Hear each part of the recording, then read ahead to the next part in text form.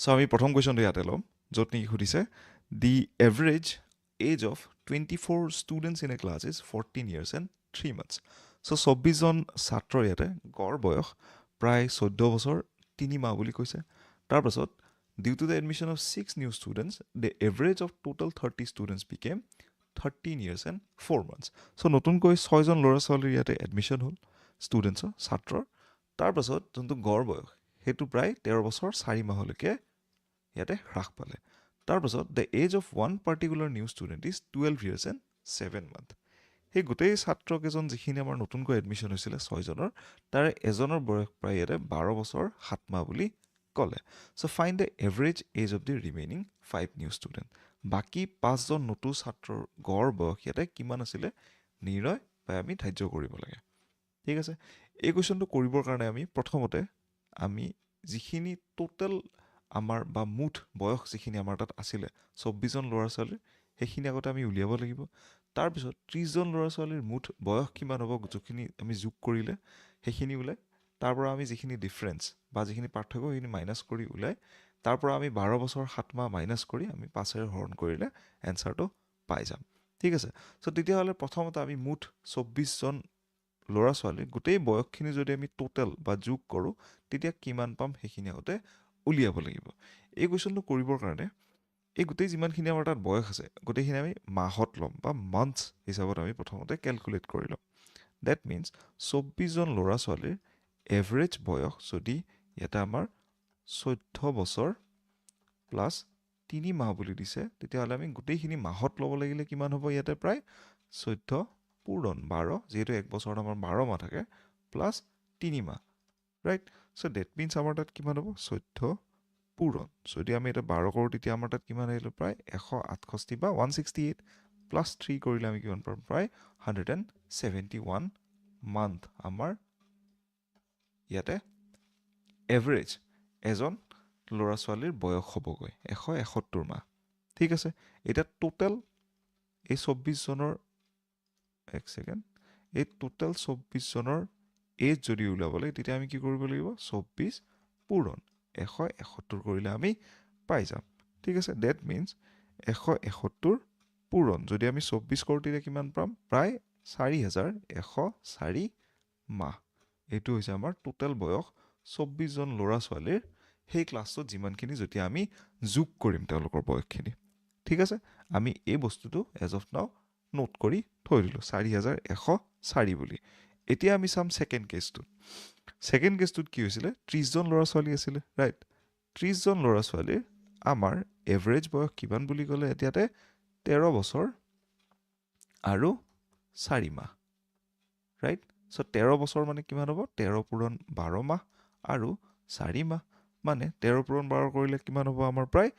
156 যোগ কৰিলে 4 আমি কিমান পাম প্ৰায় 160 মাহ আমাৰ কিমান হ'ব অন এন এভাৰেজ আমাৰ 30জন ল'ৰা ছোৱালীৰ বয়স। এতিয়া টোটেল বা মুঠ বয়স এই ল'ৰা ছোৱালীৰ গোটেই 30জন ল'ৰা ছোৱালী যদি আমি যোগ কৰোঁ, ৰাইট? টোটেল 30 ষ্টুডেণ্টৰ যদি আমি এজ ওলাব লাগে ডেট মিনছ 160 পূৰণ আমি 30ৰে কৰিম তাৰে কিমান ওলাব প্ৰায় 16 পূৰণ 3 কৰিলে আমি 48 আৰু দুটা শূন্য আহিলে প্ৰায় 4800 মাহ আমাৰ তাত টোটেল বয়স ইয়াতে থাকিবগৈ 30জন ল'ৰা ছোৱালী যেতিয়া আমি উলিয়াম, ৰাইট? চ' ডেট মিনছ আমাৰ কি হ'ব এতিয়া আমি 30জন ল'ৰা ছোৱালীৰ টোটেলৰ পৰা ইয়াতে মাইনাছ কৰিম 24জন ল'ৰা ছোৱালীৰ টোটেল যিখিনি বয়স আছিলে তেতিয়া আমি ইয়াৰ পাৰ্থক্যটো পাম। তেতিয়াহ'লে 30জন ল'ৰা ছোৱালীৰ আমাৰ টোটেল মুঠ বয়স আছিলে প্ৰায় 4800 মাহ আৰু ইয়াৰ পৰা আমি মাইনাছ পাই ইয়াৰ আমি বিয়োগ কিমান কৰিম প্ৰায় 4104। ঠিক আছে, 4104 মানে কিমান হ'ল আমাৰ 24জন ল'ৰা ছোৱালী যিখিনি মুঠ বয়স আছিলে, ৰাইট? চ' ডেট মিনছ আমাৰ তাত কিমান হ'ব 4800ৰ পৰা যদি আমি ইয়াতে 4104 বা 4104 যদি আমি ইয়াতে মাইনাছ কৰোঁ প্ৰায় 694 বা 696 মাহ আমাৰ তাত থাকি যাব। ঠিক আছে, এতিয়া কি ক'লে এজন ল'ৰাৰ নতুনকৈ যিখিনি এডমিশ্যন হৈছিলে তাৰ এজনৰ বয়স কিমান বুলি ক'লে 12 বছৰ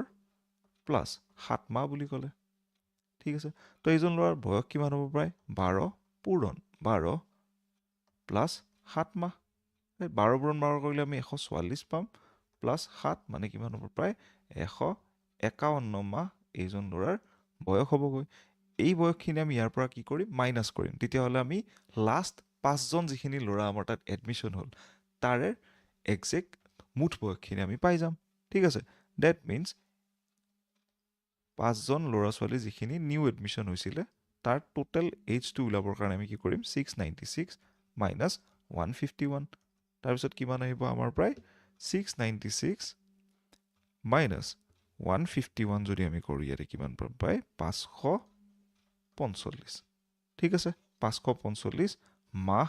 আমি পাম এতিয়া বাকী 5জন ল'ৰা ছোৱালীৰ যদি আমি গড় বয়স যদি উলিয়াব লাগে তেতিয়া কি কৰিব লাগিব average of last 5 student is equal to 545 divided by 5 okay so 545 যদি ইয়াতে আমি হৰণ কৰোঁ 5ৰে তেতিয়াহ'লে কিমান পাম পাই আমি 109 মান্থ তেওঁলোকৰ বয়স পাম ঠিক আছে এতিয়া যদি আমি এই গোটেই বস্তুটো 12ৰে যদি হৰণ কৰোঁ তেতিয়াহ'লে কিমান হ'ব 109ক যদি আমি 12ৰে হৰণ কৰোঁ ৰাইট তেতিয়াহ'লে প্ৰায় আমাৰ 9 বাৰলৈকে যাব ডেট ইজ দি 108 আৰু অলপ কিবা ৰ'বগৈ ৰাইট ডেট মিনছ কিমান হ'ব 9 বছৰ 1 মাহ অ'কে চ' 108 মানে হ'ল আমাৰ 1 বছৰত ৰাইট চৰি 9 বছৰত আমাৰ 108টা মাহ থাকিব আৰু MIR লগত এক্সট্ৰা থাকিব সেইটো কিমান হ'ব যায় 109 হ'ব যায় ঠিক আছে চ' 9 বছৰ 1 মাহ হ'ব গৈ আমাৰ কাৰেণ্ট এই 5জনৰ ল'ৰা ছোৱালীৰ এভাৰেজ এজ বা গড় যোনটো বয়স ঠিক আছে আই পি আপোনালোকে বুজি পালে আমি নেক্সট কুৱেশ্যনটোলৈকে যাওঁ এতিয়া চ' নেক্সট কুৱেশ্যনটো সুধিছে the profit earned when a shirt is sold for 600 is 10 times the loss incurred when it is sold for 270 right এটা চোলা বা এটা চাৰ্ট যদি আমি 600 টকাত বিক্ৰী কৰিলে যিমানখিনি লাভ হয় সেই লাভৰ পৰিমাণ সেই চোলাটো 270 টকাত বিক্ৰী কৰিলে হোৱা লোকচানৰ 10 গুণ ঠিক আছে যদি তেওঁ 20% লাভ কৰিব বিচাৰে তেন্তে চোলাটো কিমান দামত বিক্ৰী কৰিব লাগিব right at what price he should sell the shirt if he want to make us profit of 20% ঠিক আছে সো এই কোৱেশ্যনটো আমি ইয়াতে কৰি চাম সো এই কোৱেশ্যনটো আমি ইয়াতে সলভ কৰিবলৈ ট্ৰাই কৰোঁ ঠিক আছে সো ইয়াতে সুধিছে profit আৰ্ন when the shirt is sold for 600 is 10 times so ইয়াতে অকল সেলিঙৰ কথা কোৱা হৈছে ৰাইট গোটেই এই কুৱেশ্যনটোত যে আমি ইমান দামত বেচিম ইমান দামত কিনিলে ইমান হ'বগৈ কিন্তু এই চাৰ্টটো সেই মানুহজনে কিবা এটা দামত কিনিছে আৰু সেই প্ৰাইচটো আমি কি বুলি লিখিম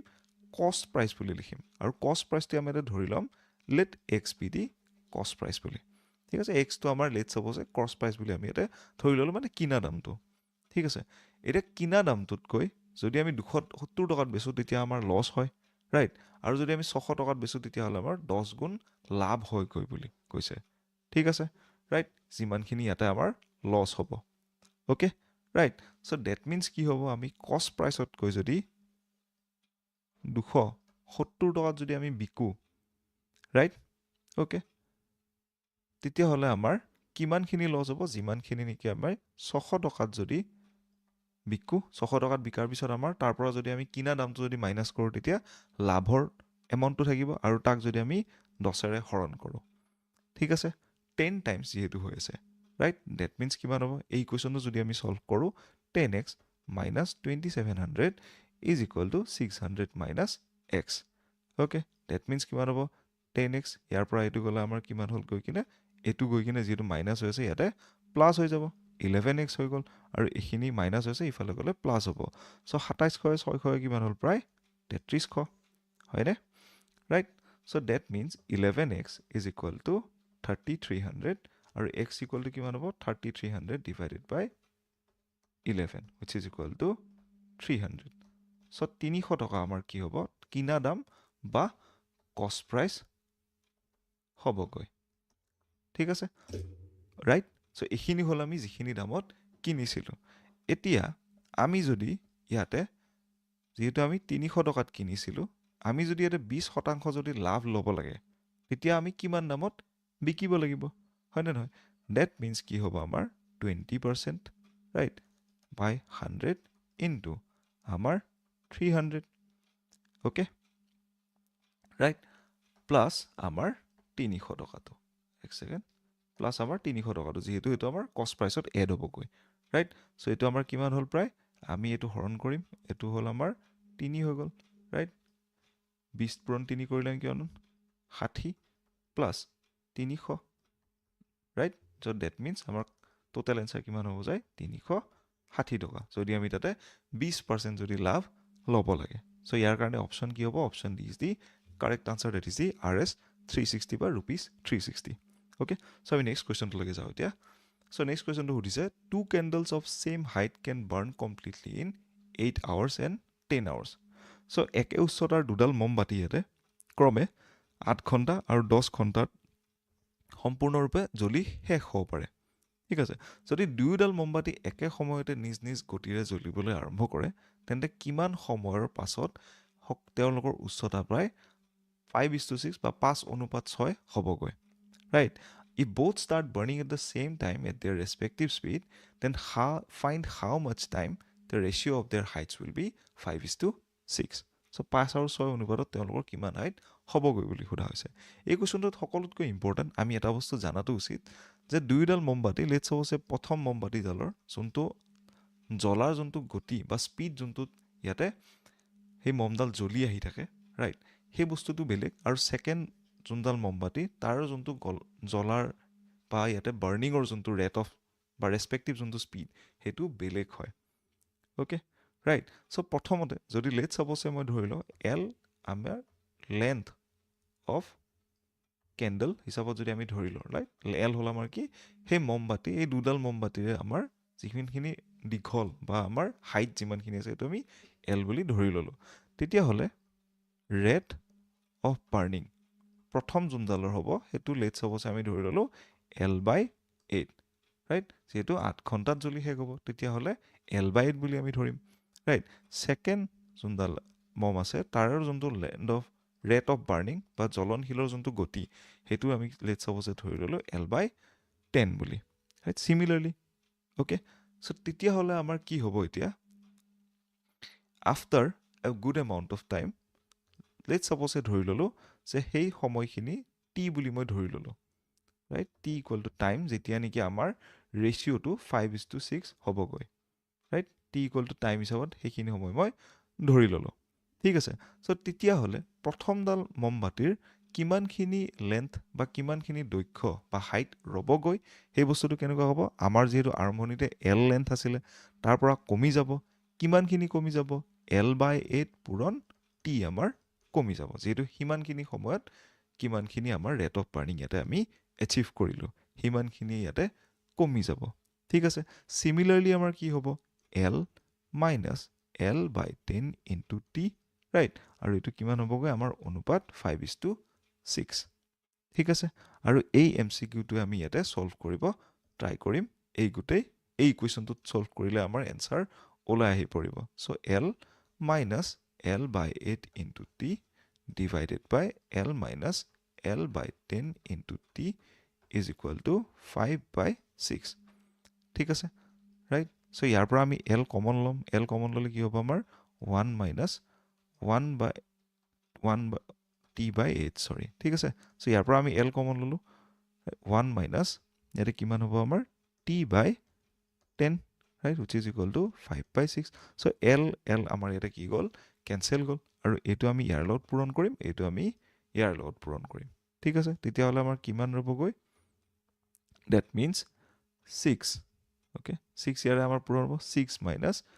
6T/8 ইজ ইকুৱেল টু আমাৰ কিমান 5 মাইনাছ 5T/10 আমাৰ তাত আহি যাব ঠিক আছে ৰাইট চ' ডেট মিনছ কি হ'ব আমাৰ ইয়াৰ পৰা কাটা যাব 3 এইটো আমাৰ 4 ৰ'ল 2ৰে কাটি দিলোঁ এইটো আমাৰ 5ৰে কাটিলোঁ ইয়াতে 2 ৰ'ল ইয়াতে আমাৰ ওপৰত এটা 5 হৈ যাব ঠিক আছে এই 6টো আমাৰ সিফালে যদি গুচি যায় বা 5টো যদি ইফালে আহি যায় এইফালে হ'ব 6 পৰা 5 মাইনাছ হ'ব ডেট মিনছ আমাৰ কিমান থাকিলে 1 minus 3T/4 right which is equal to what minus minus 5T/2 ঠিক আছে মই সৰলভাৱে একদম সলভ কৰি দিব ইয়াতে ট্ৰাই কৰিছোঁ ঠিক আছে চ' ইয়াতে যদি এই 3T/4টো ইফালে যদি গুচি যায় যিহেতু ইয়াতে মাইনাছ হৈ আছে ইফালে পজিটিভ হৈ যাব ৰাইট চ' 3T সৰি এইটো 5টো নাহে, এইটো অকল হেৰিটো আহিব, ঠিক আছে। 3t minus 3t by 4, এক second, 3t by 4 minus t by 2 is equal to 1, right? So 3t by 4 যদি হয় আমাৰ কি হ'ব ইয়াতে, আমাৰ ইয়াতে 3 minus 4, sorry 3 minus 2t by 4 is equal to 1, right? So ইয়াতে কিমান হ'ব গৈ কিনে t by 4 is equal to 1, মানে t is equal to 4, okay, right? So এই গোটেই ইকুৱেশ্যনটো আমি সলভ কৰি কিনে পি খালো, that is the t is equal to 4 hours, ঠিক আছে। সো কাৰেক্ট এনসাৰ কিমান হ'ব আমাৰ অপশ্যন চি, 4 ঘণ্টা মূৰত আমাৰ এই গোটেই ৰেচিঅ'টো 5:6 হ'ব গৈ, ঠিক আছে। আই বিলিভ আপোনালোকে বুজি পালে এই কুৱেশ্যনটো, অলপমান টাফ কাইণ্ড অফ কুৱেশ্যন আছিল, বাট ইজিলি আমি এই কুৱেশ্যনটো কৰি দিলোঁ, ঠিক আছে। চ' আমি নেক্সট কুৱেশ্যনটোলৈকে যাওঁ এতিয়া। ইয়াতে সুধিছে if the length of a rectangle is increase by 10%, right? যদি আমি ইয়াতে এটা আয়তৰ যোনটো দিগ সেইটো 10%ৰে বৃদ্ধি কৰিলোঁ আৰু তাৰ লগতে উইথ ইজ ডিক্ৰিজ বাই 10%, যোনটো তাৰ প্ৰস্থ বা বহল সেইটো প্ৰায় 10%ৰে যদি হ্ৰাস কৰিলোঁ, তেতিয়াহ'লে the area of the rectangle is, তেন্তে আয়তটোৰ কালি বা এৰিয়া কিমানখিনি শতাংশৰে ইয়াতে কমি আহিলে বা বৃদ্ধি হ'ল বুলি ইয়াতে সুধিছে। তেতিয়াহ'লে লেটছ ছাপ'ছে আমি ধৰি ল'লোঁ আমাৰ যোনটো এইটো আয়ত আছে, ৰাইট? আয়তটো লেটছ ছাপ'ছে এল হ'ল ইয়াৰে লেন্থ বা দিগ আৰু ব্ৰিথটো হ'ল ইয়াৰে প্ৰস্থ বা যোনটো আমাৰ বহল আছে সেইটো বি বুলি আমি ধৰি ল'লোঁ, ঠিক আছে। চ' ইনিচিয়েলি যোনটো এৰিয়া ইয়াৰে হ'ব সেইটো হ'ব এল ইনটু বি বা এল বি হ'বগৈ, অ'কে, ৰাইট? বাট নতুন এৰিয়াটো কি হ'ব? নতুন এৰিয়াটো লেটছ ছাপ'ছে নতুন যোনটো এল হ'ব সেইটো আমি কি বুলি ধৰিম ইয়াতে, যিহেতু 10% ইয়াতে ইনক্ৰিজ কৰা গৈছে লেন্থটো, so' that will become 1 plus 0.1 of L, এইটো L1 বুলি আমি ধৰি ল'লোঁ, ঠিক আছে, ৰাইট? নতুন যিহেতু আমাৰ এইটো length, so' that means 1.1 of L হ'বগৈ, ৰাইট? তাৰপিছত যোনটো আমাৰ ব্ৰেথ বা নতুন যোনটো দিশ সেইটো B1 বুলি আমি ধৰি ল'লোঁ, ঠিক আছে। এইটোত কি হৈছে 10% আমি হ্ৰাস কৰিছোঁ, that means 1 minus 0.1 of B which is equal to 0.9 of L, sorry 0.9 of B হ'বগৈ। এইটো আমি ছেকেণ্ড ইকুৱেশ্যন ধৰি ল'লোঁ। চ' নিউ এৰিয়া বা নতুন এৰিয়া আমাৰ কিমান হ'বগৈ, সেইটো হ'ব 1.1 ইনটু 0.9 অফ এল বি হ'বগৈ, ঠিক আছে। চ' 1.1 ইনটু 0.9 যদি আমি কৰোঁ, চ' 11 পূৰণ যদি আমি 9 কৰোঁ তেতিয়াহ'লে কিমান পাম 99, আৰু ইয়াতে কিমান আছে আমি 100ৰে এইটো হৰণ কৰিব লাগিব, যিহেতু দুটা আমাৰ ইয়াতে ডেচিমেল আছে, হয়নে? দশমিক আমাৰ তাত দুটা আছে, that means 0.99 of L B, মানে কিমান হ'ল ইয়াতে, আগতে আমাৰ এল বি আছিলে, এতিয়া নতুন এৰিয়া কিমান হ'ল আমাৰ 0.99 অফ এল বি, মানে 1%ৰে কি হ'ল আমাৰ এই গোটেই আমাৰ ৰেক্টেংগুলৰ এৰিয়াটো আমাৰ ডিক্ৰিজ বা কমি গ'ল, সেইকাৰণে অপশ্যন চিটো হ'ব আমাৰ ইয়াৰে কাৰেক্ট আনচাৰ, অ'কে। আই বিলিভ আপোনালোকে বুজি পালে। চ' আমি নেক্সট কুৱেশ্যনলৈ আগবাঢ়োঁ। The prime number of prime numbers between 0 and 51 বুলি এই কুৱেশ্যনটোত সোধা হৈছে, ঠিক আছে। চ' কুৱেশ্যনটো এনেকুৱা কুৱেশ্যন যেতিয়া আমি ফেচ কৰোঁ, এনেকুৱা কুৱেশ্যনৰ আনচাৰ্ছবিলাক আমাৰ তাত ৰেডি থকাটো বহুত বেছি দৰকাৰ, কাৰণ এনেকুৱা কুৱেশ্যনবিলাক ইন জেনেৰেল আমি কমনভাৱে তাতে দেখা পাওঁ যে 0 আৰু 50ৰ ভিতৰত থকা কেইটা মৌলিক সংখ্যা আমি দেখা পাওঁ, অ'কে, কিমানটা মৌলিক সংখ্যা আমাৰ থাকে, ৰাইট? চ' এই মৌলিক সংখ্যাখিনি যদি আমি ইয়াতে লিখিব যাওঁ, সকলোতকৈ সৰু মৌলিক সংখ্যা কিমান হৈছে আমাৰ 2, তাৰপাছত আহে 3, তাৰপিছত আহিব 5, তাৰপিছত আহিব 7, 7ৰ পাছত 11, 13, 17 বা 17, তাৰপিছত আহিব 19, তাৰপিছত আহিব আমাৰ 23, তাৰপিছত 29, 31, 37, 41, 43, তাৰপিছত আহিব 47, আৰু ইয়াৰ পিছত নেক্সটটো আমাৰ যিহেতু 53 আহে, সেইটো আমি নলওঁ যিহেতু 50ৰ ভিতৰত নাই, অ'কে। চ' এইকেইটা আমি যদি গণো কেইটা আছে, 1 2 3 4 5 6 7 8 9 10 11 12 13 14 15টা নম্বৰ এটা থাকে, ঠিক আছে। চ' কাৰেক্ট এনচাৰ কি হ'ব আমাৰ অপশ্যন বি 15। চ' এনেকুৱা কুৱেশ্যনছবিলাক আমি এক্সামত গৈ কিনে এনেকৈ হিচাপ কৰি কিনে লিখিব নোৱাৰোঁ, এনেকুৱা যিমানকেইটা কুৱেশ্যন আমি পাওঁ সেইখিনি কৰি আমি ইয়াৰ আনচাৰ্ছবিলাক মেমৰাইজ বা মুখস্থ কৰি কিনে গ'লেহে এক্সামত আমাৰ ইজি হ'ব এই কুৱেশ্যনবিলাক কৰাৰ কাৰণে, ঠিক আছে। চ' আমি নেক্সট কুৱেশ্যনটোলৈকে যাওঁ এতিয়া। So next question to সুধিছে if a is equal to 7, b is equal to 5, c is equal to 3, then the value of a square plus b square plus c square minus ab, bc আৰু c এ সুধিছে যদি a ৰ value 7, 5 আৰু b ৰ value 5, c ৰ value 3 তেতিয়াহলে a square plus b square c square minus ab, bc ৰ মান নিৰ্ণয় কৰিব লাগে কিমান হ'ব ইয়াৰ মান ঠিক আছে সো এই কোৱেশ্চনটো আমি ইয়াতে কৰি চাও যেহেতু ইয়াতে কি কৈছে আমাৰ a equal to 7 right so a square মানে কিমান হ'ব আমাৰ 7 square হ'বগৈ ৰাইট b square মানে কিমান হ'ব প্ৰায় 5 square হ'বগৈ প্লাস c square মানে কিমান হ'ব প্ৰায় 3 square হ'বগৈ ঠিক আছে ab মানে কিমান হ'ব আমাৰ 7 পূৰণ 5 ৰাইট bc মানে কিমান হ'ব আমাৰ 5 পূৰণ 3 ৰাইট আৰু c মানে কিমান হ'ব 3 পূৰণ 7 ঠিক আছে সো আমি ইয়াতে কি কৰি চাম এটো ইয়াতে আমি ভাঙি চাম এতিয়া 7 স্কয়াৰ মানে কিমান হ'ব 49 5 স্কয়াৰ মানে 25 আৰু 3 স্কয়াৰ মানে হ'ল 9 ৰাইট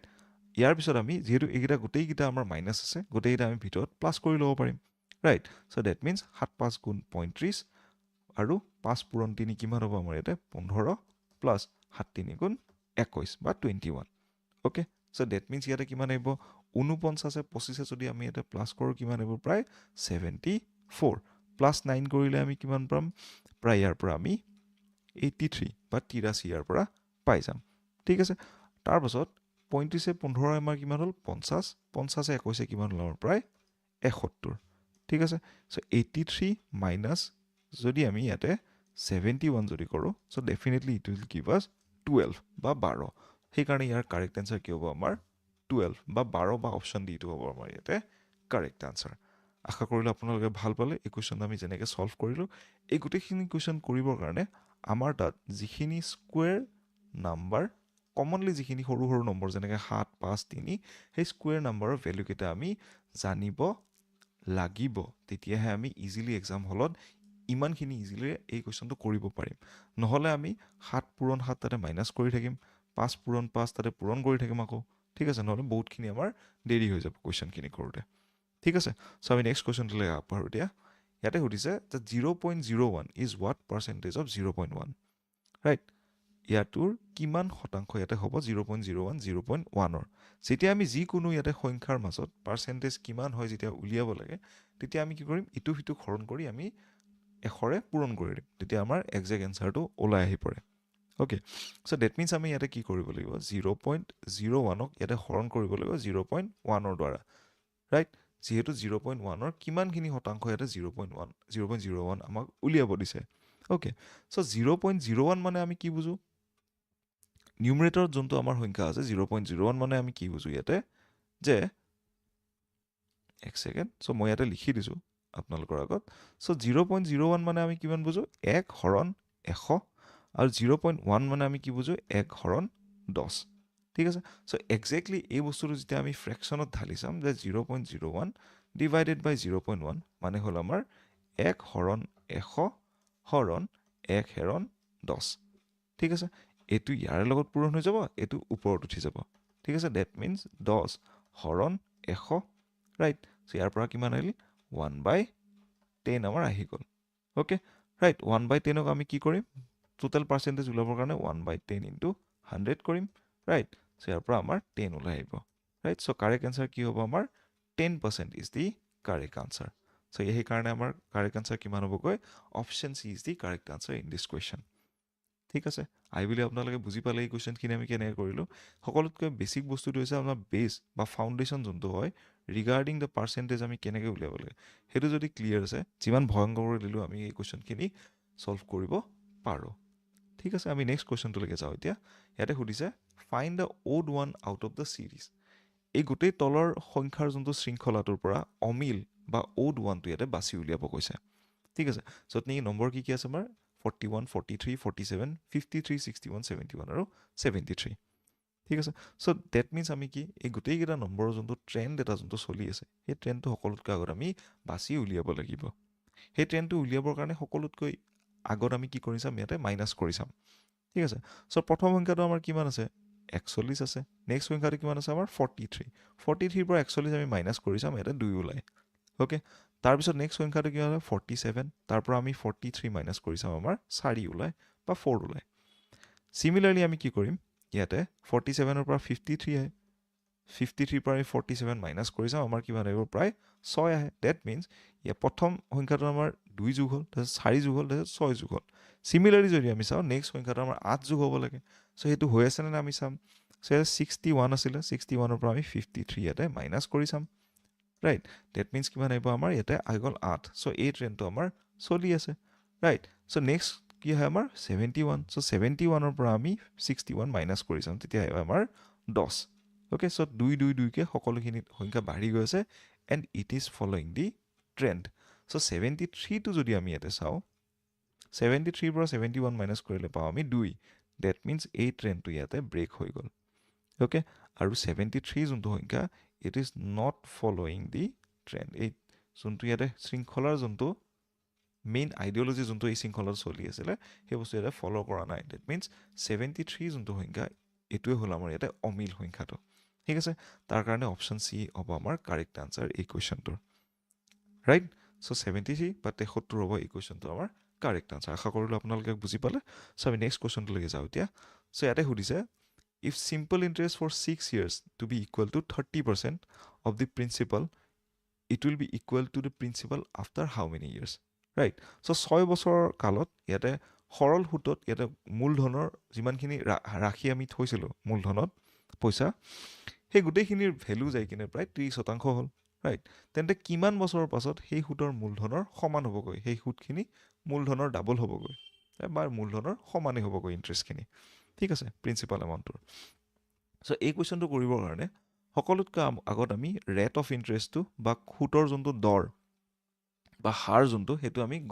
গম ল'ব লাগিব ঠিক আছে চ' তাৰ কাৰণে আমি ফৰ্মুলাটো ব্যৱহাৰ কৰিম সেইটো হৈছে simple interest is equal to P into R into T by 100 P মানে হ'ল আমাৰ যিখিনি টকা আমি থৈছিলোঁ that is principal amount R মানে ৰেট অফ ইণ্টাৰেষ্ট আৰু টি মানে হ'ল সময় ঠিক আছে চ' প্ৰথমখিনি হিচাপত যদি আমি ইয়াতে চাওঁ তেতিয়াহ'লে আমি কি কৰিছোঁ 30% ইয়াতে চিম্পল ইণ্টাৰেষ্ট হিচাপত পাইছোঁ যদি লেট চাপ'ছে মই প্ৰিন্সিপাল যোনটো এমাউণ্ট ৰাইট বা যোনখিনি আমি আচলত যিখিনি টকা থৈছিলোঁ আৰম্ভণিতে সেইখিনি যদি পি হিচাপত যদি ধৰি লওঁ তেতিয়াহ'লে কি হ'ব 30% মানে আমি 0.3 হয় right 0.3 of P is equal to P into R into T by 100 right T মানে আমি কিমান যিহেতু আমি 6 বছৰৰ কালৰ কাৰণে থৈছোঁ টি জেগাত আমি 6 years ইয়াতে পুট কৰিম ঠিক আছে পি আৰু পি ইয়াতে কেঞ্চেল যাব right okay so' that means কি হ'ব ইয়াতে 0.3 ইনটু 100 ডিভাইডেড বাই আমাৰ 6 হৈ পৰিব অ'কে চ' 0.3 ইনটু 100 যদি আমি কৰোঁ ইয়াতে কিমান পাম প্ৰায় 30 হৰণ 6 মানে কিমান আমি পাম এতিয়াতে 5% is equal to the R okay so' rate of interest আমি কিমান পাৰোঁ প্ৰায় 5% ইয়াতে পালোঁ ঠিক আছে ৰাইট চ' এতিয়া আমি কি কৰিব লাগে ৰেট অফ ইণ্টাৰেষ্ট যেতিয়া আমি ইয়াতে মই লিখি দিছোঁ আৰ ইকুৱেল টু 5% যিহেতু আমি পালোঁ এতিয়া আমি কি উলিয়াব লাগিব যে কিমান সময়ৰ পাছত আমাৰ প্ৰিন্সিপাল এমাউণ্টৰ সমান হ'বগৈ চিম্পল ইণ্টাৰেষ্টখিনি ডেট মিনছ চিম্পল ইণ্টাৰেষ্টৰ ভেলু জেগা আমি পি লিখিম আৰু ইফালে P into R into T লিখিম divided by 100 okay right so' P is equal to যিহেতু আমাৰ ৰেট অফ ইণ্টাৰেষ্ট আমি 5 পাইছোঁ ইনটু টি বাই 100 এতিয়া আমি টিৰ ভেলুটো উলিয়াব লাগে ইয়াতে আমাৰ কি হ'ব পি আৰু পি কেঞ্চেল যাব অ'কে ৰাইট চ' 100 হৰণ 5 is equal two T so' T মানে হ'ব প্ৰায় 20 বছৰ আমাৰ সময় যদি 100 আমি 5ৰে হৰণ কৰোঁ কিমান পাওঁ 20 পাওঁ ৰাইট চ' সেইকাৰণে আমাৰ কিমান হ'ব টাইম পিৰিয়ড বা যিমানখিনি সময় লাগিব তাৰে ভেলুটো কিমান হ'ব 20 বছৰ চ' কাৰেক্ট এনচাৰ কিমান হ'ব ইয়াতে 20 years is the correct answer option B right আশা কৰোঁ আপোনালোকে বুজি পালে এই কুৱেশ্যনটো আমি কেনেকৈ ছল্ভ কৰিলোঁ ঠিক আছে চ' আমি নেক্সট কুৱেশ্যনলৈকে যাওঁ এতিয়া ইয়াতে সুধিছে fine the HCF of 132 204 and 228 132 204 আৰু 228ৰ গৰিষ্ঠ সাধাৰণ সমাৱৰ্তক বা গসাউ ইয়াতে উলিয়াবৰ কাৰণে কৈছে দিছ দি HCF ৰাইট চ' এই কুৱেশ্যনটো কৰিবৰ কাৰণে সকলোতকৈ প্ৰথমতে যিখিনি ফেক্টৰ্ছ ইয়াতে আছে এই গোটেই সংখ্যাকেইটাৰ মাজত সেইখিনি আমি আগতে বাছি উলিয়াব লাগিব ঠিক আছে চ' পোনপ্ৰথমতে আমি চাম 132 বা 132ৰ কিখিনি ইয়াতে ফেক্টৰ্ছ আমাৰ তাত আছে চ' 132ৰ সকলোতকৈ আগত আমি সৰল সংখ্যা আমি 2ৰে ডিভাইড কৰি চাম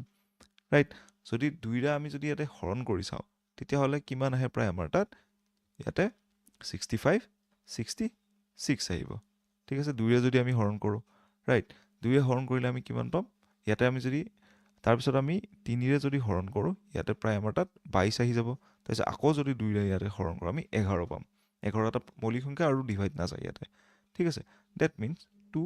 ইনটু 2 ইনটু 3 ইনটু আমাৰ 11 হৈ পৰিলে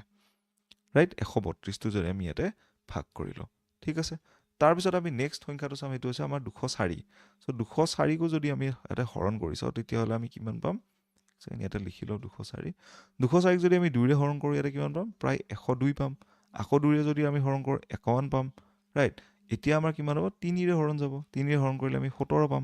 ঠিক আছে সো আমাৰ আকৌ কিমানটা সংখ্যা আহিলে 2 পূৰণ 2 পূৰণ 3 পূৰণ 17 ঠিক আছে সো আমি নেক্সট যোনটো আমাৰ সংখ্যা আছিল হেতু লৈকে যাম এতিয়া হেতুত কিমান আহিব আমাৰ 228 ঠিক আছে সো 228ক যদি আমি আকৌ আমি 2ৰে হৰণ কৰি চাম তেতিয়া কিমান আহিব আমাৰ 114 আহিলে ৰাইট 114ক 2ৰে হৰণ কৰালে কিমান পাম আমি 57 বা 57 পাম ৰাইট 57 আমি 5 + 7 কৰিলে 12 পাম যেহেতু এটো আকৌ 3ৰে ডিভিজিবল হৈ যাব ৰাইট আকৌ 3ৰে ডিভাইড কৰিলে আমি 19 পাম 19 এটা কি হ'ল আমাৰ মৌলিক সংখ্যা আৰু হৰণ নাযায় further right that means 2 into 2 into 3 into 19 আমাৰ হ'বগৈ ঠিক আছে এই গোটেইকেইটা সংখ্যাৰ যিখিনি আমি ফেক্টৰ পালো ইয়াতে ৰাইট তাৰে যদি কমন ফেক্টৰখিনি চাও এইখিনি হ'ল আমাৰ কমন ফেক্টৰ ঠিক আছে আৰু যেটো আমাৰ লোৱেষ্ট কমন ফেক্টৰ হোদা নাই আমাৰ HCF বা হাইয়েষ্ট কমন ফেক্টৰ দিছে ৰাইট সেই কাৰণে কি হ'ব আমাৰ ইয়াতে টোটাল 2 পূৰণ 3 এইটো হ'ব আমাৰ HCF মানে 2 পূৰণ 2 কৰিলে আমি 4 পাওঁ 4 পূৰণ 3 কৰিলে আমি কিমান পাম 12 so 12 is the correct answer here ঠিক আছে আই বিলিভ বুজি পালে আপুনি এই কোৱেশ্চনটো আমি কিমান সৰলভাৱে কৰিব ট্ৰাই কৰিলো ৰাইট এই কোৱেশ্চনখিনি কৰিবৰ কাৰণে সকলোতকৈ ইম্পৰ্টেন্ট আমাৰ তাত ইয়াতে পূৰণ আৰু হৰণ দুটা মুখস্থ থাকিলে ইজি হৈ যায় কোৱেশ্চনখিনি কৰাৰ কাৰণে ওকে সো আজি ক্লাছত ইমানখিনি আছিলে আশা কৰোঁ এই গোটেই লেকচাৰখিনিৰ পৰা আপোনালোকৰ যিখিনি প্ৰিপাৰেচন তাতে ভালেখিনি সহায় হ'ল লগতে আপোনালোকে আমাৰ অফিচিয়েল যোনটো এপ আছে সেইটো ডাউনলোড কৰি কিনে আমাৰ যিখিনি কোৰ্सेছ আছে সেইখিনি আপোনালোকে এক্সপ্ল'ৰ কৰিব পাৰে লগতে কোৰ্ছেছখিনি আপোনালোকে জইন কৰিব পাৰে ফৰ ফাৰ্দাৰ আপকামিং আমাৰ এক্সামিনেশ্যনছখিনিৰ ঠিক আছে সো আজিৰ ভিডিঅ'টো ইমানখিনি আছিলে thank you everyone have a very good day head